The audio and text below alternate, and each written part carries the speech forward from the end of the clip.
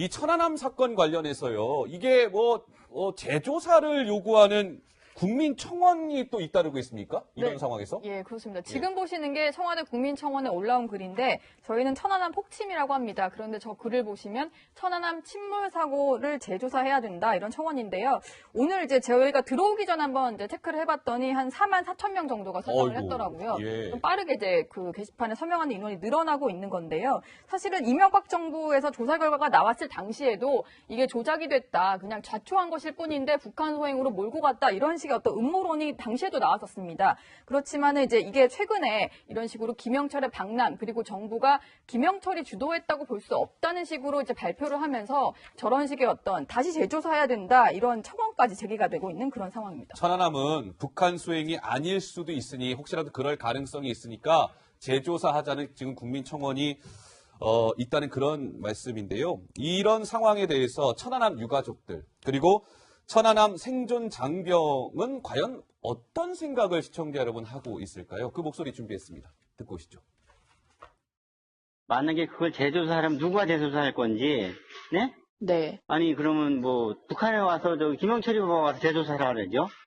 이거 녹음하셔도 됩니다. 김영철이 보고가 재조사하려면 그 결과가 어떻게 나올 겁니까? 저희는 그 자리에서 그 사고를 당한 사람인데 그런 직감 정도는 모를 수가 없거든요. 또 자초였을 거라고 다시 재조사하자는데 무슨 자초예요, 자초. 거기 있었던 당시 그 당사자들이 자초라고 절대 느낄 수 없는 그런 폭발음과 순식간에 일어나는 배가 엎어졌는데 천안함이 북한이 아니다 그런 소리 계속 받고 살아야 될 거 생각하니까 막 미쳐버리고.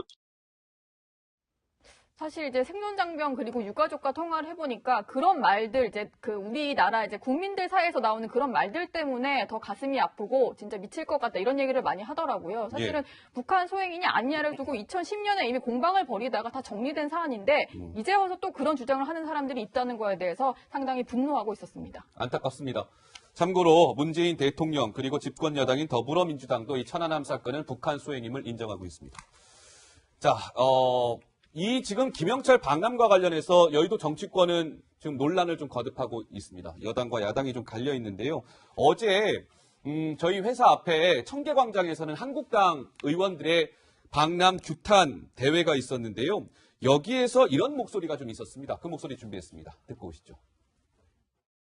저는 연평도 포격전 당시 북한 괴뢰군이 쏜 포탄 파편에 맞아 부상을 입었습니다. 괴뢰군이 쏜 약 200발 넘는 포탄에 해병대원 2명의 사상자, 16명의 전상자, 민간인 2명의 사상자와 3명의 부상자가 나왔습니다. 하지만 오히려 우리가 우리나라를 공격했다는 망언을 했습니다. 특히 이번에 천안함 폭침과 연평도 포격이 주 범인인 북한 괴뢰군이 김영철을 대한민국 영토로 초대하였습니다. 적화 통일과 함께 내려온 것입니다. 우리 소해 영웅들이 절대 잊지 않고 끝까지 책임을 물을 것입니다.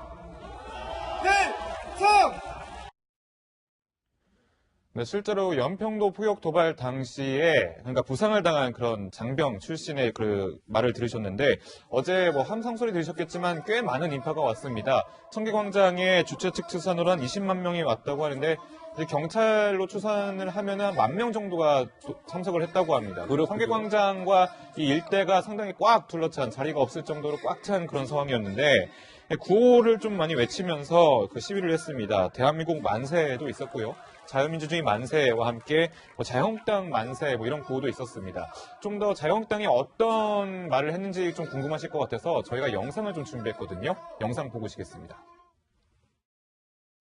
SNS상에 보면 문재인 대통령을 국군 뒤통수 건자라고 대한민국 뒤통수를 치는 대통령이라고 합니다. 국군 뒤통수 건자가 살인범을 몰라놓고 서로 짝짝꿍하고 있는 나라가 되어버렸다.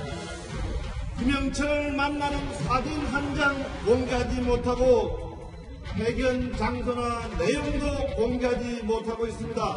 도대체 뭐가 그렇게 부끄러워서 사진 하나 공개하지 못한단 말입니까? 이게 나라입니까? 이게 공정한 사회입니까? 이것이 정의로운 나라입니까? 자유한국당은 문재인 정권과 체제의 전쟁을 선포합니다. 네, 한국당은 연일 목소리를 높이고 있습니다. 국군 통수권자가 아니라 국군 뒤통수권자다. 뭐 이런 이제 표현까지 쓰고 있는데 신부장 보시기에 한국당의 저런 주장들이요. 야당으로서 할 수 있는 비판이라고 보시는지요? 아니면 좀 비판치고는 좀 수위가 높다. 좀 오버 액션이다. 뭐 이렇게 보시는지 좀 궁금한데요. 어떻습니까? 네, 어제 진짜 저희 회사 앞에 네. 정말 많은 사람들이 모인 걸 제가 나가서 진짜 봤습니다만은 예. 지금 우리 사회에 많은 분들은 같은 생각을 하고 있지 않습니까? 그 천안함 병사가 말했던 것처럼 또 야당 정치인들이 말한 그런 생각을 하고 있는 분들이 많기 때문에 정치권이 그걸 반영해 주는 것이라고 할 수 있죠.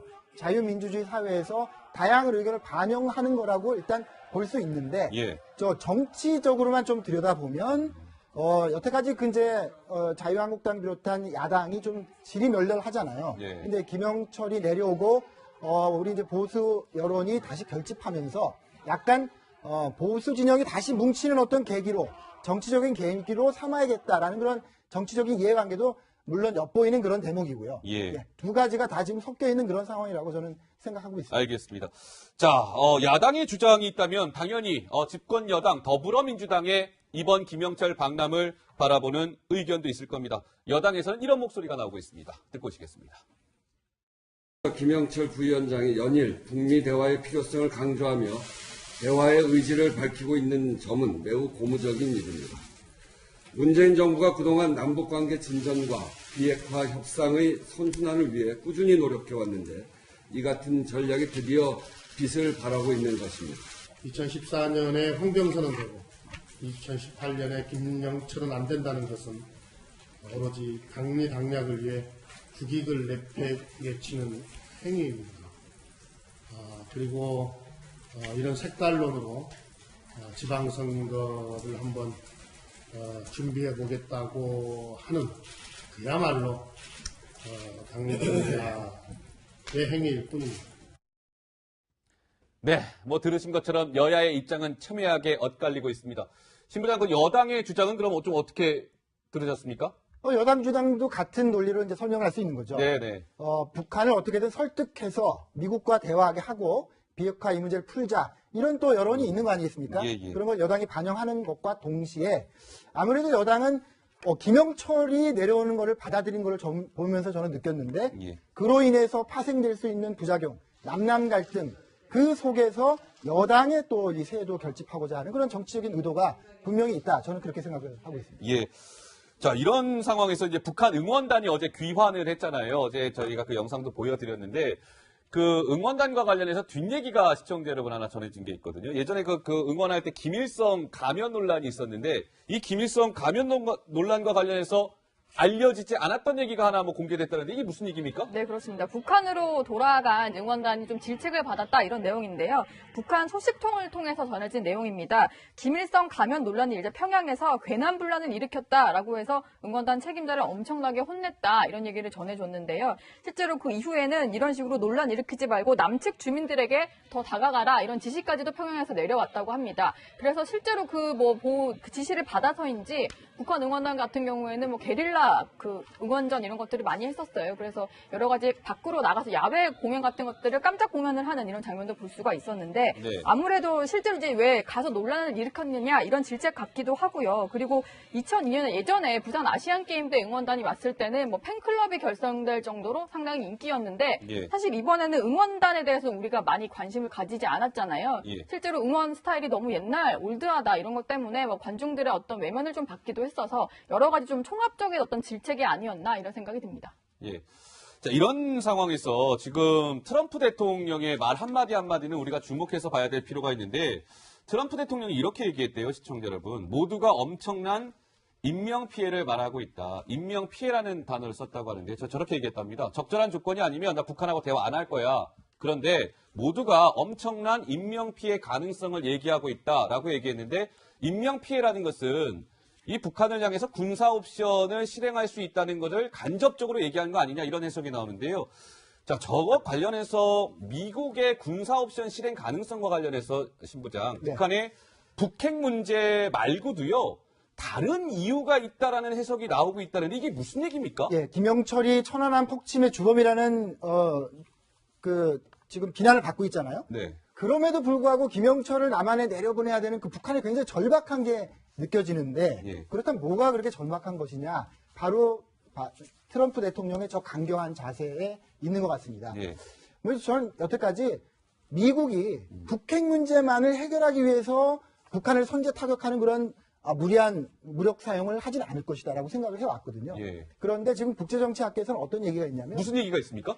북핵 문제만을 해결하기 위해서 북한을 공격하는 것이 아니고 어허. 전 세계적인 미국의 헤게모니, 예. 미국의 패권을 유지하기 위해서 지금 미국 말을 안 듣고 트럼프를 무시하는 여러 나라들이 있고 각종 테러 집단들이 있잖아요. 예.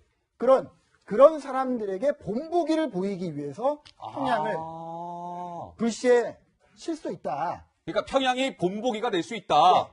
예. 북핵 문제를 해결하기 위해서 북한을 치는 게 아니라 다른 전 세계 악당들에게 본보기를 보이기 위해서 북한을 공격할 수도 있다. 예. 미국은 세계 유일 초강대국이기 때문에 그럴 수 예. 있다라는 얘기가 지금 국제정치학계에서 공공연하게 나오고 있는 거예요. 김일성도 그걸 김일성이라다. 김정은이 예. 알고 있는 겁니다. 아마 중국과 러시아가 그럴 가능성에 대해서 예. 김정은에게 겁을 준 것 같아요. 그래서 지금 북한이 그런 가능성에 대해서 굉장히 정말 트럼프가 예. 그렇게 할 수 있겠다라는 그런 위험을 느끼고 있는 것 같다. 이런 해석이 지금 나옵니다.